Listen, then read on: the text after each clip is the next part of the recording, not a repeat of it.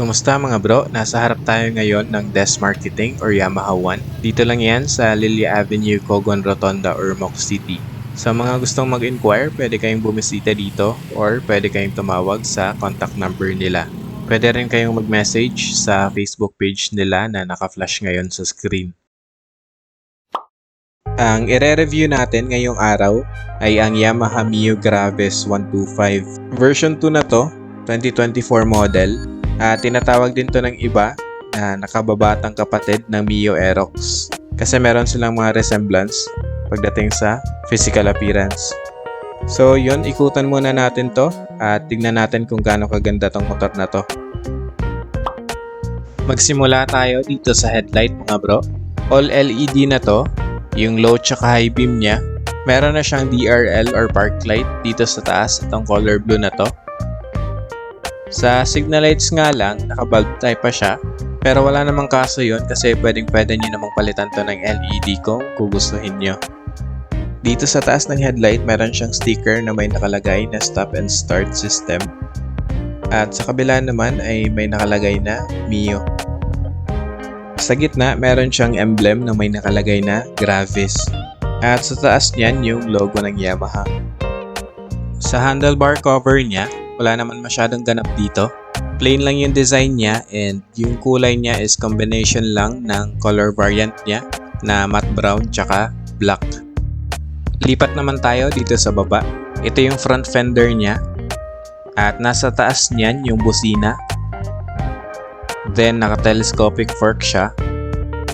Yung brand ng stock na gulong ni Gravis ay IRC at ang sukat ng gulong niya dito sa harap ay 100 by 90 R12. Tubeless na rin to mga bro. Dito sa kabila, ito yung disc niya. Ito naman yung speed sensor at yung single pot piston caliper. Ito yung side view ng harapang bahagi ni Gravis. Para sa akin, medyo hawig sila ni Aerox sa part na to. Ayan sa screen, pinagtabi ko sila sa Aerox. Kung titignan mo si Gravis, parang same lang din yung pagkahulma niya. Mas mabait nga lang siya tignan, mas less lang yung lines. Simple lang din yung decals na meron siya. So kung makikita mo dito, ito lang yung meron. May nakalagay lang na Yamaha. Pero kahit ganun, sporty pa rin naman siya tignan, lalo na sa part na to ng headlight. Ito yung side stand ni Gravis. Meron na rin tong kill switch kapag binaba mo. Then yung center stand niya. At sa taas naman, ito yung footrest para sa angkas or sa pillion mo. Sa stepboard naman or yung gulay board niya, medyo maliit siya para sa akin. Nasisikipan ako. Though meron naman siyang extension dito, pwede mong i-extend yung paa mo hanggang dito. Pagdating naman sa gitna, medyo alanganin siya para sa akin. Pero okay lang naman, may malalagay ka pa rin naman dito. At kung space man ang hanap mo, bumawi naman siya sa underseat storage. At pag-uusapan natin yan mamaya. Ito naman yung side cover niya dito sa likuran. So again, kagaya nung nasa harap, konti lang yung decals na may kita mo dito. So itong itim lang na sticker na linya. Tapos meron siyang emblem dito na may nakalagay na Mio Gravis. So isa to sa mga nagustuhan ko mga bro. Napaka-premium niya tignan, napaka-elegante niya tignan dahil dito. Dito sa baba, ito yung airbox niya at nasa loob niyan ang air filter ni Gravis. Ito naman yung crankcase cover niya. Itong nakikita nyo na to, tape lang yan, natatanggal at nalilinisan yan. And walang kickstart to si Gravis. Itong part na to hindi siya abang para sa kickstart, talagang naka-close yan. Then dito ka mag-a-adjust ng brake mo kung gusto mong higpitan or luwagan. Drum brake pala tong likod. At ito naman yung takip para sa lalagyanan ng gear oil niya. Naka-LED na siya. Dito same lang din sa harap, yung patay yung signal. Pag-usapan naman natin yung taillight niya. Unlike sa harap na naka-LED na yung headlight, itong taillight niya is naka-bulb type pa. Sa signal lights naman, same lang sila sa harap na naka-bulb type din. pero pwede nyo naman itong palitan ng LED. Ito yung fender ni Gravis dito sa likod.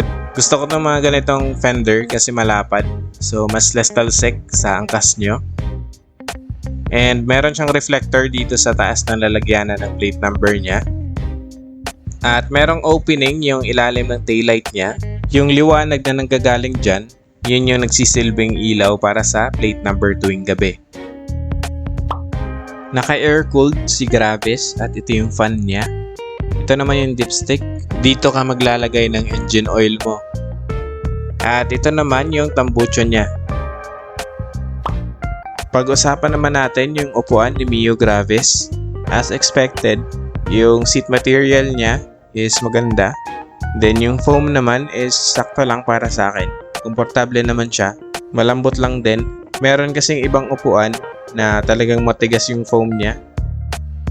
Pagbukas mo ng upuan, ito yung makikita mo. Ang capacity ng storage na to ay 25 liters. So kagaya ng sinabi ko kanina, kahit maliit yung space sa stepboard niya, dito naman siya bumawi. Ang laman pala ng U-box niya ngayon ay itong side mirror niya, tapos yung battery. Dito lang din pala naka-install yung battery sa loob. Tapos ito naman yung cover para sa battery. At lastly, ito yung manual. Ito yung itsura ng kabilang side ng upuan niya. Then meron siyang free dito na isang Phillips screw. Andito yung fuel tank cap ni Gravis kapag magpapagas ka. At para mabuksan mo yan, may pipindutin ka lang dun sa susian. Mamaya papakita ko sa inyo paano. Yung tangke naman niya is nandito sa ilalim ng stepboard. Meron tong fuel tank capacity na 4.2 liters. Meron siyang sabitan dito sa taas kung sakaling may dala kayo sa biyahe nyo. Ito yung susi ni Gravis. At itong part naman na to, ito yung pangbukas ng shutter lock. So equip na si Gravis niyan. Pipindutin nyo lang to at magsasara na yung susian nyo. Dagdag protection to lalo na kapag nakapark kayo sa labas. Then para mabuksan yan, ipapasok nyo lang yung kabilang side ng susi sa slot na to. And then ikot nyo lang clockwise. Para naman mabuksan yung fuel tank cap tsaka yung upuan, itatapat nyo lang to sa open. At pwede nyo nang pindutin yung buttons dito sa gilid. Depende kung anong gusto nyo buksan. So eto yung sa gas tank. Para masara to, i-push nyo lang at maglalak na yan. Meron na rin tong built-in na 12 volt socket. Pwede kang mag-charge dito. Bibili ka lang ng adapter para masaksak mo yung USB cable mo. Sa manibela na tayo. Ito yung view mo kapag nakaupo ka na kay Gravis. Dito sa kaliwa, ito yung hand grip niya. Tapos meron siyang plastic na bar end. Tapos ito yung lever para sa brake mo sa likod. Meron na rin pala tong brake lock or handbrake kung tawagin.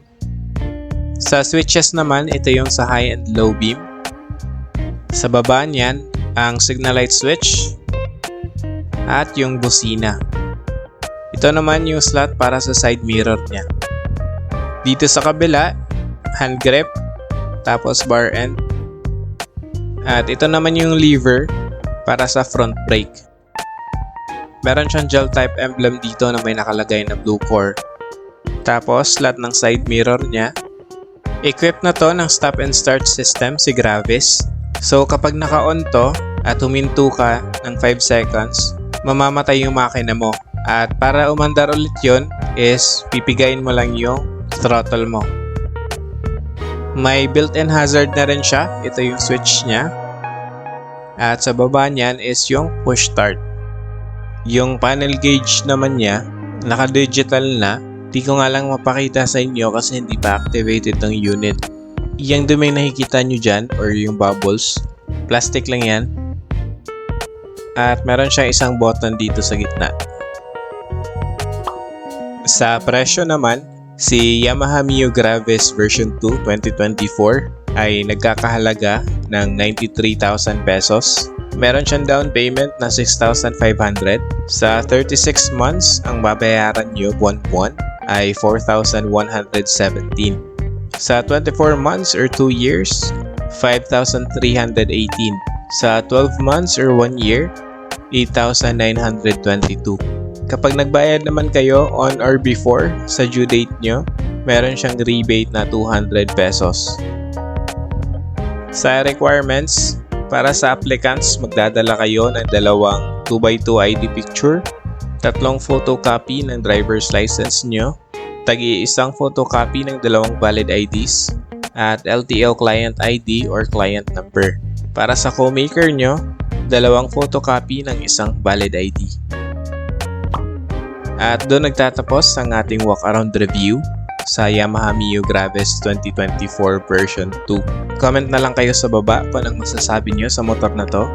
At maraming salamat sa mga tumapos ng video na to. Huwag nyo kalimutang mag-like, share, and subscribe. At sa susunod ulit mga bro.